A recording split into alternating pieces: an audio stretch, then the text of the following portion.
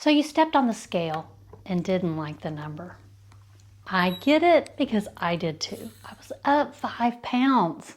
Ugh, not again. But before you start beating yourself up, get curious. That number on the scale, it's just information. No guilt, no shame. Just data that helps us make adjustments, not to punish us. And today I'm going to walk you through exactly what adjustments I'm making to release that extra weight without the stress. Not to make excuses, but this last few months have been a stressful time for me. My husband's been at home recovering from 2 separate surgeries, one from a car wreck right before Christmas, and then he just had his knee replaced. And my youngest daughter and her puppy have moved home for a few months to start saving some extra money. And she happens to be a stress baker, a very good one, in fact. And then you layer on the depressing February weather. It's cold and gloomy outside, so that just sent me to the kitchen with extra stress snacking. Healthy snacking, but still just eating too much. And slowly but surely, it's become a habit. And now that I see what's happening, I'm making some small, realistic shifts. No crash diets, no extremes. I'm not whipping my body into shape quickly. I'm making simple, small adjustments. Just leaning back into the habits that I know make me feel my best. So if you too are carrying a little extra winter weight, stick around because I'm going to share some small adjustments that can help you too. I clearly remember Saturday mornings when I was in Weight Watchers, going in for the weekly weigh-in, stepping on the scale nervously and waiting for the lady behind the desk to tell me, was I up or down? Even 0.2 pounds down made me feel like a success, but 0.2 pounds up made me feel like a failure. Please tell me I'm not alone with even a small difference can make me feel either good or bad. And I think a lot of us have this baggage of weighing ourselves, so we tend to put it off. And I'm guilty of that this winter. So I challenge you, if it's been a while, be brave and step on that scale without the drama. Just look at that number as information. Before you step on the scale, remind yourself, this number doesn't define me. I think the best time to weigh is first thing in the morning, right after you go to the bathroom. Have your scale convenient to that bathroom so that you just step on it as a routine and look at the number. Record your weekly average. Just like the stock market, you don't want to get stressed out about the little fluctuations. You just want to see the trend. In this case, you want to see it trending down.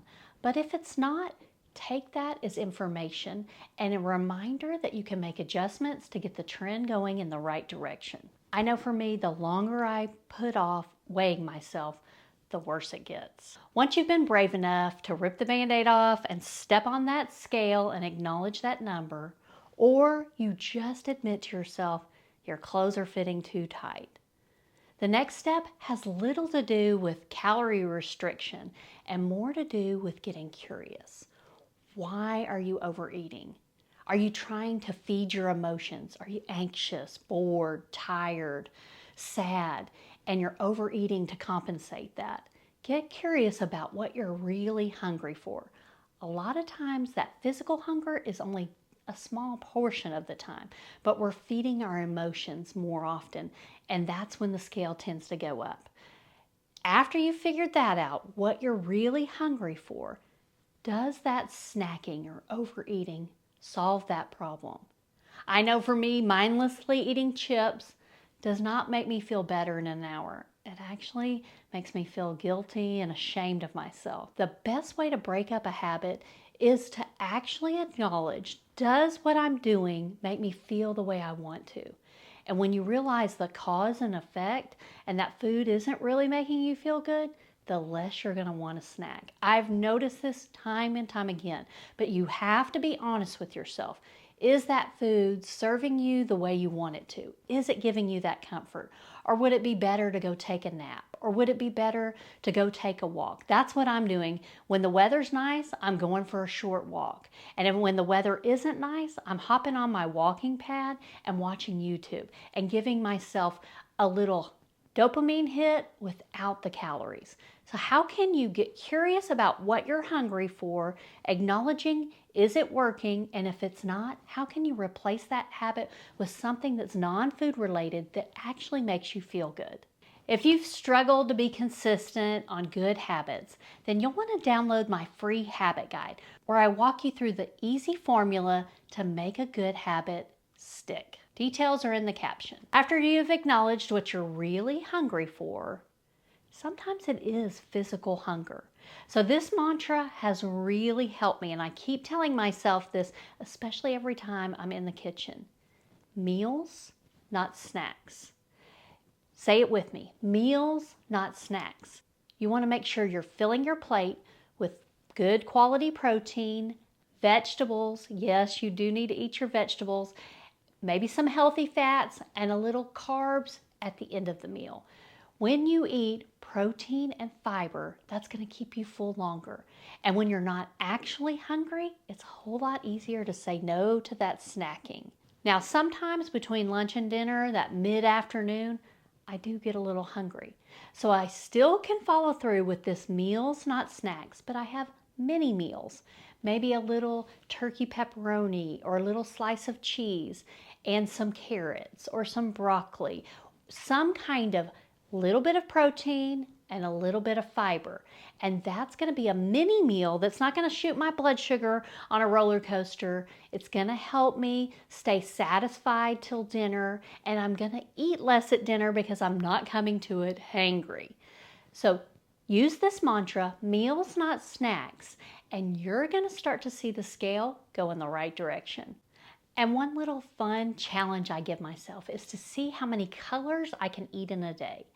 I know yesterday I had 2 colors of bell pepper, broccoli, sweet potatoes, onions, so I had lots of different colors. I did have some blueberries and beets too, so I got some extra. It's a great way to get nutrient-dense food on your plate and crowd out those processed foods with a lot of added sugar. And I know this is an unpopular opinion, but if you truly want to be in a weight loss mode, you need to take a break from sugar and alcohol. If you can't completely eliminate it for a time period, then at least do this. Eat it after a meal, after you've had protein and fiber, and then go take a walk right after. This is going to help lower that blood sugar impact and help your waistline. I notice that sugar has creeped in, so I'm taking a break from it. I am going to decide in advance a few days between now and Easter that I'm going to enjoy it. One of my daughters has a birthday coming up, so I know I'm going to enjoy dessert that day and maybe one other time. But when I decide in advance to enjoy sugar, it puts me in the driver's seat and not my cravings. The next simple adjustment that I'm making that has nothing to do with food is really focusing on getting stronger, not necessarily skinnier. I'm no longer chasing that skinny bikini model that you see all over Instagram. I want to be stronger as I age. So I'm getting my workouts in the gym, but I'm also getting my steps, and I'm celebrating my fitness goals. This past week, I was able to do 40 push-ups. I'm still surprised at that. I was able to deadlift 40 pounds, and I easily finished a cycling class with my daughter, feeling pretty strong. Strength is a great way to measure progress, not just weight, because when you get stronger, those muscles are going to help your metabolism, and you're just going to feel better. And those clothes are going to fit differently too. Challenge yourself to get a little strength training in this week. It could be doing squats in your bathroom while the shower is heating up. It could be doing push-ups on the counter while the coffee's brewing. Find little ways to incorporate strength training into your weekly routine, and it's going to make you feel better and look better. Despite what we've been told, your weight isn't just determined by exercise and what you eat. It's also the other habits. So I'm really dialing into those. I'm getting better sleep. One benefit of my husband being home, recuperating from surgery, is we're going to bed earlier. I'm one of those people that wakes up at the same time every day. So going to bed earlier is actually getting me a little bit of extra sleep.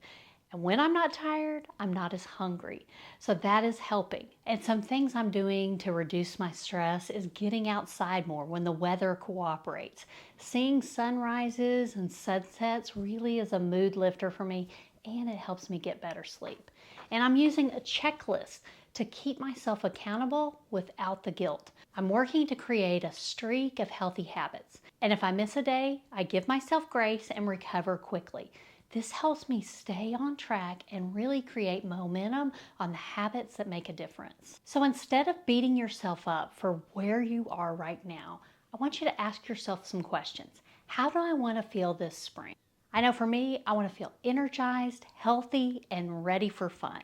So incorporating these small habits is going to help me get there. And then look forward to fun this spring. What are you looking forward to? I can't wait to be outside more, eating on the patio, going to farmers markets, maybe playing games outside. There's a lot of spring fun ahead, and I want to feel my best to enjoy it. I'm just a few days into refocusing my habits, and I already feel better.